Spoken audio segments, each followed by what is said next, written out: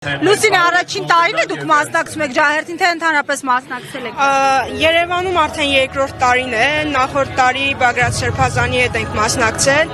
նախորդ տարի ջահակիր էի, այս տարի եւս ջահակիր եմ եւ մասնակցում եմ մեծ պատվով։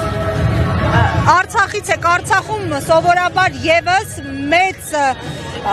նշվում էր հայոց ցեղասպանության տարելիցը։ Հիմա փաստացի հայոց ցեղասպանության չպատժվելու հետևանքով Արցախը նաև բռնի տեղահանվեց, էթնիկ զտման ենթարկվեց։ Դուք ինչպես եք տեսնում մեր պայքարի հեռանկարը, ինչ անել, որ այլևս չկրկնվի։ Եթե այսպես շարունակվի, ելի ականատեսը կլինենք այսպիսի ցեղասպանությունների, ինչպես ականատեսը եղանք Արցախի կարելի է ասել ցեղասպանությանը, եւ